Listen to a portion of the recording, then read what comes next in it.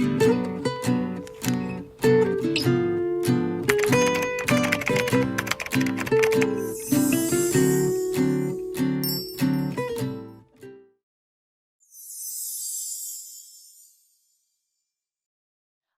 start with acknowledgement of country, if that's all right. Yeah. I would like to begin by acknowledging and paying my respects to the traditional custodians of the land on which we are gathered today, land that has never been ceded. I pay my respects to the elders, past, present and emerging, and acknowledge all Aboriginal and Torres Strait Islanders that will watch this interview. Pay my respects to your elders, past, present and emerging. So welcome, Teresa, to the Heroines Festival interview with you. I'm Linda Godfrey, and today I'm talking with Dr. Teresa Bell as part of the Heroines Festival 2020, and we're discussing her book Lunations, a novel in 72 frames. I'll begin with a brief bio, and I apologise for reading it. So that's fine. Teresa is an experienced arts administrator, facilitator, writer, performer, producer, teacher, and director. She has a passion for the interactions of words, art forms, audiences, and space. This passion has seen her establish Australia's first National Poetry Centre, shortlisted for the Dorothy Hewitt Award, win the George Fairfax Award for her play Taze, produce short films for the Melbourne Film Festival, direct and tour theatre in Australia, create the National Cafe Poet Program, publish 2 books of poetry, write and perform a one-woman show on Joy Hester and perform it in galleries, develop radio drama for ABC Radio National, produce and perform poetry with Kamal for the Byron Bay Writers Festival, and create programs to support writers around the country. So Teresa has a doctorate in creative writing from the University of Wollongong and is a member of the Wedderburn artist community. Thank you, yes. Seems like another million lifetimes, all of those things, when you add them all together. Yeah, So the book Lunation is in 2 sections. So we start with the first section, and do you want to talk to us about the outline of the story? Sure. It's interesting how, I suppose it is in 2 sections, so I think these worlds merge. It very much starts as I'm hoping, a traditional sort of thriller whodunit about, we've got this unreliable narrator called Bella, who we're slowly in flashbacks hearing about her story of was she or wasn't she being stalked by the government? Was she or wasn't she having a relationship with a man in a detention centre? What was her involvement in the case of this girl that is, as we find out as the story progresses, what has happened to this girl, what has happened to her mother, the disintegration of that family. And then because she is unreliable, she is starting to go mad from surveillance by the Australian government, as it turns out. She's a journalist, and she ends up in a psychiatric institute, and she's sort of all the way kind of, because she's obsessed with books. I'm looking at all the books behind you there, and being a big book lover myself, these books sort of become, as much as they're behind you, they're in your head, they're everywhere. And she can't help but sort of suddenly forget because she's starting to be very stressed. Are these stories real experiences? Are they things she's read in a book? And her literary heroines start to come out of the page and become part of her real life, as she is very unstable and in this small place. And so from there, we hear in flashback about what happened, the reality of the story that she was pursuing and what happened to the young refugee girl, Luna. Mm-hmm.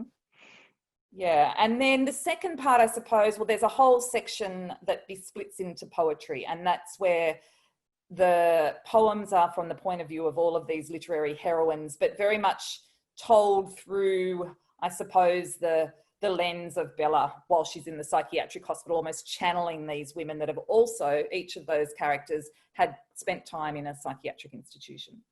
Yes. So why, I mean, seems like a really obvious question. Why choose to write about asylum seekers?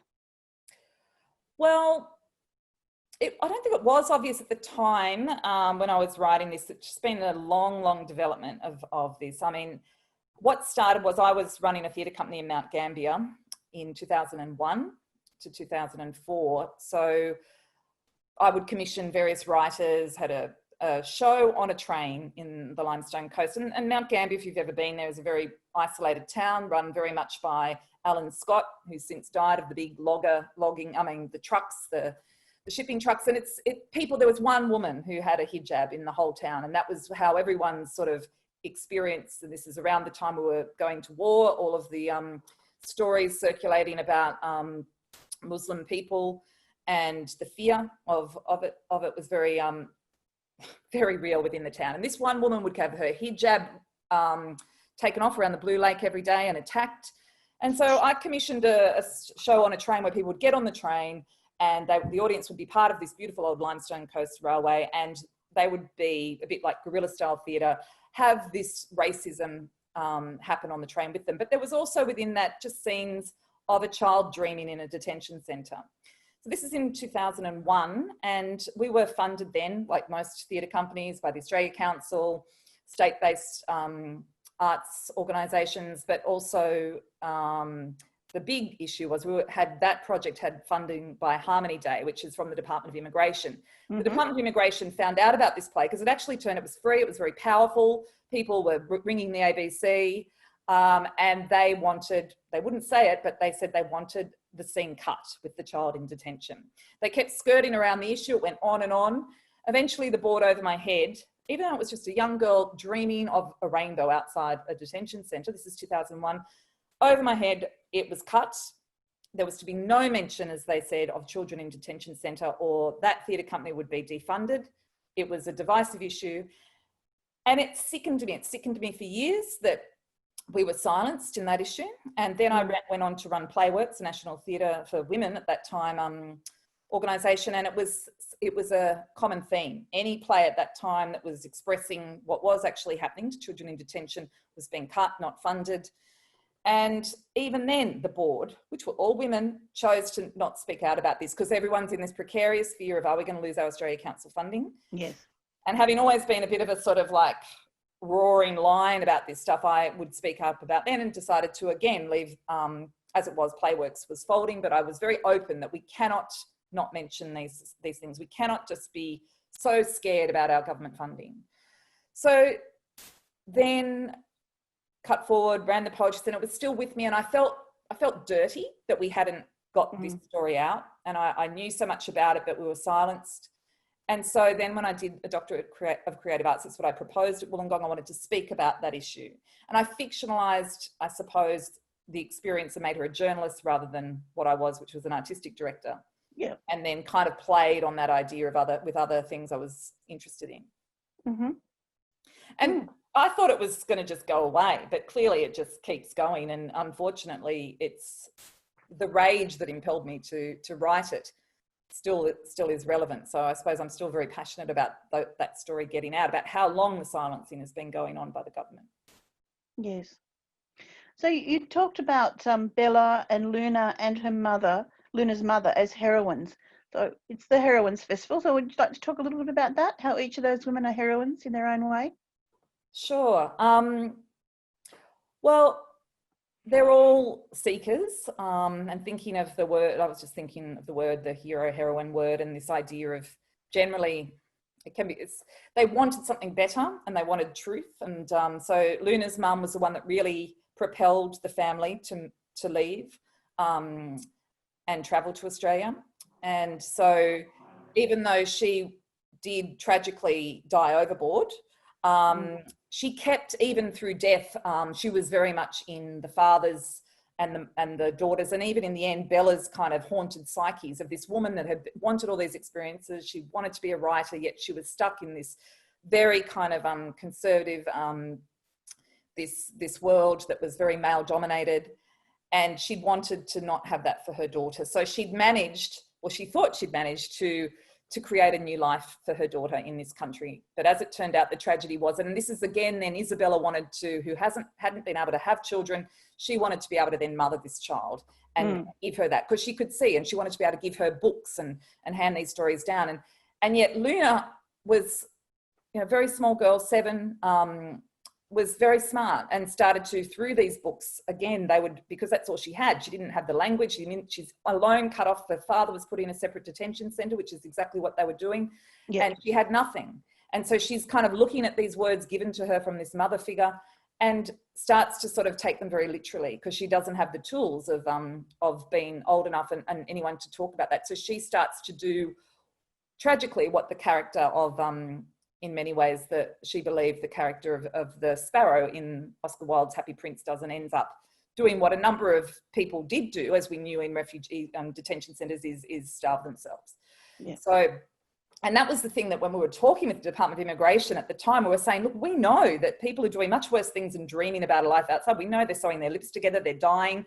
Why can't we just tell the story of a child imagining life outside? But that was the thing that was most powerful in many ways. That was the thing that, this idea that locking up a child and was very strong. So I think she chose, Luna was a hero because she chose to find an escape from being locked up. And I think in many ways, all three women choose to find an escape route, be them tragically or through the afterlife or through death, of finding an alternative to being trapped within structures that don't let them speak. Mm. Would you like to read us a section now from section 1? Okay, sure. So the first section, which again does splinter a bit, because I'm also playing with the idea of the reader being very involved in this. And I think I was interested in that because I felt like I was involved, and all of Australians probably involved, just by our lack of ability to really challenge the government on this issue. But this is, it's frame 29, and it's when we know that Bella's now in an institution, and she's trying to kind of have flashbacks about what happened. So I'll just read. Trying to get past endless circumnavigating whirlpools of voices to reach a real person who worked at the detention centre was a government strategy. They count on you giving up. You could waste a day trying to find a real person, and then that real person seems to be paid to hang up on you. Bella was sedated now. She could listen to the loop of recorded voices all day, but the hospital needed the phone line. She needed to reach Luna. She closed her eyes and tried to talk to her through the mutiny of sound. Now and then the voice recording would stop, and she would wait for a real person on the other end. Hello? More silence. Then it would start again. The chain of noise, the advertising, the interior monologue of salesmanship, a world made for confident extroverts who knew the system. Finally, she got through to a human being. She asked if she could speak to Luna Solnick. There is no one called Luna Solnick here, a cold voice answered back. She felt the pain tighten in her chest. Of course there was no Luna Solnick there. Are you hearing voices, Bella? Her doctor had asked her. No. There are voices all over this country. I pick up a phone, voices. I sit on a train, voices. I sit in front of my desk, voices. So, Isabella Luce, can you state your full name for the court? Can you recount your current medications? Objection. Can you state your relationship with the alleged refugee, Salem Solnick? Why did you make contact with Luna Solnick? At what stage did you enter into a romantic relationship with her father? Objection. Why were you asked to step down in your role as political editor of the newspaper you worked for? How much alcohol do you drink each day, Miss Luce? Objection. I believe both your parents died in a bushfire, Miss Luce. The psychiatrist has asked to talk to you and has outlined in his opinion this has left you with attachment disorder. Are you aware of the potential side effects of mixing alcohol and the medication you're on, Miss Luce? Objection. Are you currently in a stable relationship, Miss Luce? Objection. Irrelevant. What sort of stable environment would you be able to provide for the child Luna Solnick, Miss Luce? Then a loud, solid voice slammed down the verdict. I don't believe a word this young woman says. Her lifestyle and work practices do not provide the best environment for a young girl from a very conservative background who has undergone extreme trauma and loss. The child, Luna Solnick, will be placed in state care until her father's case is heard and there is a decision on whether they return to Iraq or stay in Australia. I recommend that Isabella Luce take an extended break from her place of work in order to address her issues with substances and relationships so that her opinions are not bled into the wider community where she is clearly in such a vulnerable state. Bella watched the hidden smiles, the furious pens, the recording devices as the reporters ran off to file in their story. Papers are dead anyway, she spat under her breath. Soon they will be able to get inside your head to microchip a story. You will be out of work. You bastards. She wanted to scratch the eyes out of that conservative, pompous judge who thought he could judge her lifestyle. Wasn't she the fucking lifestyle editor? The same judge would later be caught out for possessing child internet pornography. His hotshot lawyer would appeal the charges, of course, and try to argue for the artistic merit of the images. The photographer in question was an artist, friend, etc., etc. In the end, money is the law in this town. It is a game which the rich and savvy can win with the right publicists. The Sydney Herald's pin-up boys and girls are drug dealers, models and murderers, but they look good and go out to the right venues. They own the venues. They own the media. Nothing in Sydney is too shallow and nobody is too rich. The judge was exonerated, but the slime stuck like glue. But right now, handing down his verdict on Isabella, he was oblivious to his future. Over his morning tea of milk arrowroot biscuits and cappuccino, he flicked over the stories of children in detention to decide what film he would see that evening in his favourite art house cinema. And we wonder who the mad ones are, eh? Yeah, that's right. That's right. So, like, when you first turn over the page to the second half of the book, they don't seem that connected. But the sexual politics, like, really becomes evident, you know, the connection between women creatives, and you name, like, Zelda Fitzgerald, Sylvia Plath, Janet Frame, Anne Sexton, Frances Farmer, Marilyn Monroe, Yoko Ono. They're all sidelined, abused, and often declared mad when they've just become inconvenient. Yeah. And yeah, this seems to be linked very much to Bella's plight of being locked up when she's advocating strongly on behalf of Luna and all asylum seekers. So what is it, do you think, that compels the patriarchy to lock up women who speak out loud and speak the truth?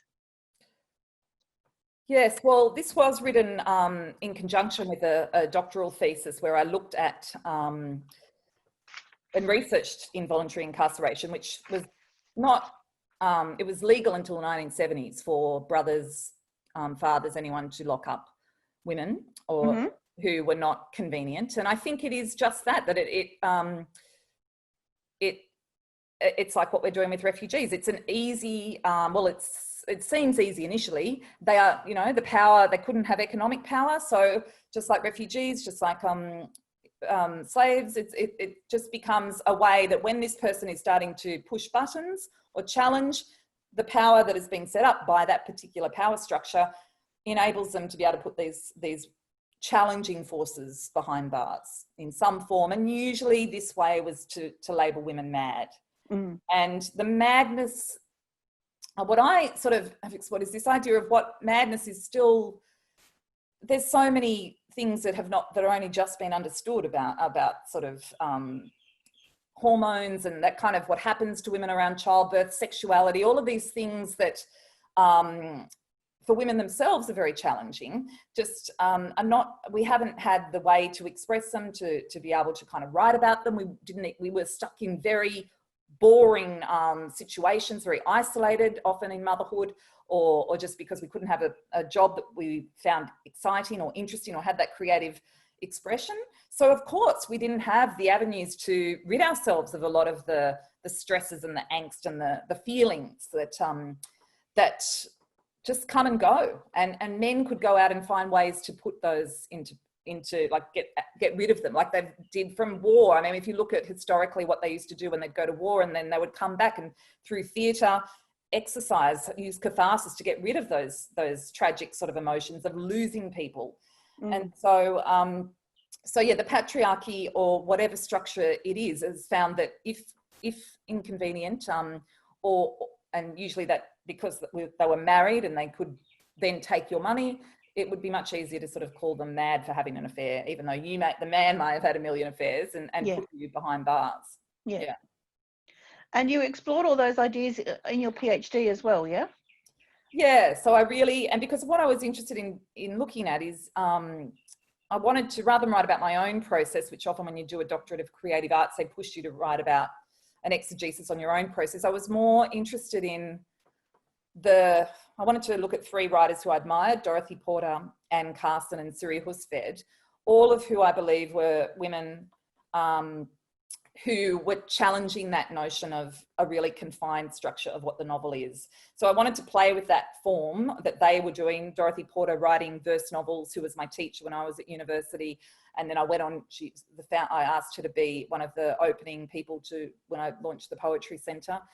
And then Siri Husted, who mixes a lot. She's got, I don't know if you've read any of her work. Yep. Yeah, so she does a lot of play with even drawing, just biography, memoir, and is prepared to talk about her own madness and times of shaking. Her memoir, The Shaking Woman, is when her father died and she just couldn't stop shaking, and is able to express those things. And then Anne Carson as well is playing with form. So I looked at then that if I was thinking there was some really interesting play that happened once women were not able to be locked away by men and were able to write. They were able to talk about lesbianism, talk about breakdowns, talk about madness. And that started to kind of in many ways, ravel the concept that a novel has a beginning, middle and an end, and that you can't put yourself in there and express your own feelings of madness. Mm. And that's the play of the title, Lunation. How can you not feel mad when you know that these things are happening and you have no ability to stop them? Yep. So the 72 pieces has nothing to do with moon phases. It's more just there happen to be 74 sections. Yeah, it was the phases of the moon. It was more that it was a play on the idea of lunar and this idea of the moon and a lunatic nation. But no, the 72 is was linked to the idea of how many frames we see in cinema. So I wanted to play with this idea of the visual and they're kind of created with, that we put together the story. So she's a journalist and she's very aware, Bella, that people, like I just read there, that the people will read what they want to read and they'll become very desensitized to stories of people in detention and will move to something that is interesting to them. Even COVID now, whatever it is, we can't take any much and then we move somewhere else. And the editors of the newspapers, particularly in the form that it used to be, would often hide certain things in certain places in the newspaper. And so it's about, I did research that your eye can only take in apparently up to 72 frames per second and then it starts to kind of piece other things together. So you can have, so it's kind of playing on that idea of what information is real, what isn't. Mm-hmm. So it was a structuring device that worked for me, that playing with them as frames that you could almost pull them out of anywhere and add them at different parts of the story, and the story should still hang together. Do you have a piece from section 2 to read? Sure. I'm just wondering when I read, it's best if I'm reading this way rather than off there. Probably I'll just try and do this. Whatever's comfortable, I think. Okay, yeah. So this one is from the Book of Names, and this is where all of the women that you spoke about earlier are women, either real or characters who have spent time in institutions. So this one's called Molly. This is frame 48, and Molly's name is a Hebrew baby name. It's a pet form of Mary, meaning bitter. And this is from Molly Bloom from Ulysses. And obviously the link there was that Lucia Joyce was put into an institution by James Joyce and that was his daughter, because she was having her own sort of, being very sexual, probably had some sort of bipolar, but anyway, she died in an institution. So Molly. If I could tattoo words on my body, it would be the words of Molly Bloom. It would be the soft snowfall I missed this morning as I lay lazily in my bed. It would be the kicks and flagellations I give myself for all the things I didn't do. I would tattoo Molly's fleshiness all over my neck, my feet, my throat. I would have my body a walking piece of literature and desire. I would order you to undress. I would slowly take my layers off, the layers I wear that I missed after that snowfall, that rare snowfall that I wrote about in fiction 7 years ago, and yet I still missed it. Glove by sleeve, by jacket, by dress, by stocking, by shoe, till all you see is words in blue ink, the pain of stigmata still fresh. Yes, I said, yes. I will. Imprinted by Joyce's letters, I let you read me. I am the performer, you, the audience. I am breathless since the punctuation went. Consume my words and then consume me. Close your eyes, breathe me in. Are you inside or outside my body now? My words, my body of words, I am urgent. I will speak over and over again to you. I am earthy, I am starry, I am milky, I am fat, I am sleepy, I am fantasy. I am lazy, drift through my dreams, drift through my tongue in Sanskrit in oh la la la la. I am cannibal in form of Durga. I am a mantra, a chanter. I am a stream of conscious powered dream of Molly. I am the snow that you missed, the options you didn't take, the magic you slept through, the miracle at your doorstep, the love of your life you knocked back, the child you aborted, the call home you never made, the last words of love you slammed the door on, the epiphany you never had, the guru you walked past, the letter you never sent, the one that got away, the call from the sea, the casting you didn't go for, the path you didn't see, the bloomsday you didn't quit smoking, the kiss you... Pause. The kiss you... Pause. The kiss you... Fuck it. The kiss you miss. Oh, and the sea. The sea. Thank you. Oh, okay. Oh, it's gone to, sorry, it's gone to gallery view. Okay. That's it. So I was going to ask you to talk about the structure of the book, but you've kind of done that, where it's a mixture, you say, of fact and fiction, and the writer becomes the reader, and the reader becomes the characters, and the book is a character. Like, Yeah. how was that? Yeah, well, How was putting that together? Like, well, it was really lucky to have those 3 years to work on it with a supervisor. Joshua Lobb was the supervisor, who's down at Wollongong Uni, and he was great. And he pushed and navigated it, obviously, into the shape that it is in. mm-hmm. And I think, because I work quite fast, I've usually worked in poetry, so for me, that having to take 3 years meant that things evolved and it found its shape. And obviously, I'm really immersing myself in all the books of those three aforementioned writers who I love, and they bled into it too. And I suppose it's that idea of what I've really been interested in of how much the books that you're reading at the time come out in what you're writing, come out in what you're thinking, and so it was organic and it was great. Look, it was just a luxury to have 3 years on a paid scholarship to write and take these ideas further. And I think I started off with trying to write just a more straightforward narrative with Bella, and then I was always writing these more poetic things, and every time I'd write in this more straightforward sort of bestseller way or try a narrative, it would just splinter, and it wasn't my form. And Joshua was very much more a kind of structuralist, and I sort of would write in bits, and then in the end it just sort of made sense to me that these poems, and because it wasn't, and I was looking at mad narratives and what I'd call the book of ambiguity, that no one would even know who was real and who wasn't until the end. Is even Luna real? Do we even know? What information are we getting?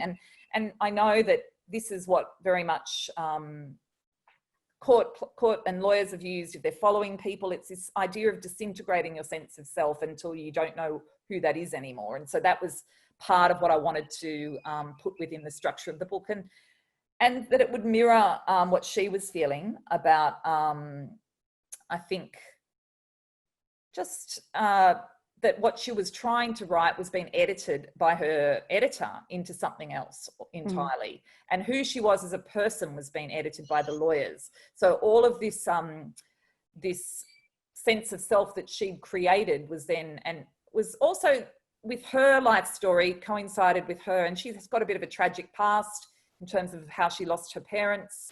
But she'd also was not having any luck finding a man. She was in this ticking clock, wanting a baby desperately. Then she meets this young girl who's lost her mother. She's sort of falling in love. She's internet dating. There's all kinds of weird stuff happening there. And there's, like in that first reading, the voices and the chaos are becoming so fragmented that she's really not sure if is this someone she met on a dating site, or is this someone that she's writing a story on? And she's drinking a lot of white wine. She's playing fast, and then she's starting to really unravel. So I think it's more the structure mirrored the inner psychic state of the character. Worked really well, very well indeed. Thank you. So the book's been out for a couple of years. Where can people get it if they need it? Well, it's at Glebe Books, and right. I think a number of independent bookstores. So I'll make sure, like, I think there's bookshops in Crow. I'm not sure if there's one in Wollongong, Berkelo or Bookface in places. And then, of course, it's online as well, which I'll make sure I send the link, I think, to, I don't know if it's on Amazon. It was, but I'll see. I'm not sure. Amazon, it has been out for a bit. And I did have a website as well. If you look up Teresa Bell, then it should be available there too. Beautiful. Yeah. Anything else like you need to say about the book that you're burning to say? Have we covered it all?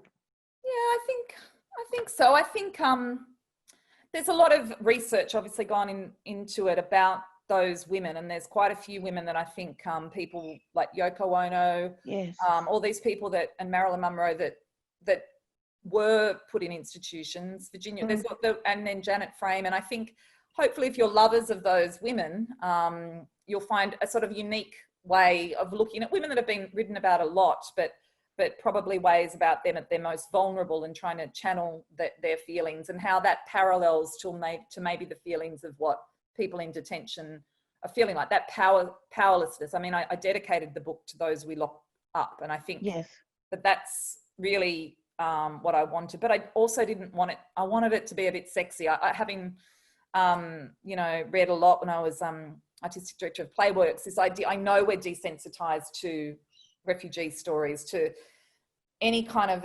migrant story. These things, we don't want them just to be kind of, there's also about our own desire for sexuality, for kind of passion, for something outside, or the detective genre, anything outside that earnest story of someone's real tragic story of being a refugee, because we can only take so many of those. We also have to relate it, or I know Bella, the character, had to, and I felt I had to relate it to my own more selfish interests as well, or put me in the story a bit. So it was about how do we put ourselves in that story of a young child and a family and a mother wanting to get on a boat and come to Australia and make it real for us, rather than something we read about in a newspaper and we just feel like shit about.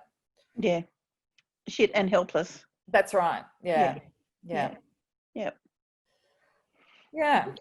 Okay. Well, talking to us. Yep. Thanks for reading it. And I enjoyed it. Seeing some more. Oh, good. Yep. All right. Okay. Bye. Okay. Thank you. Bye.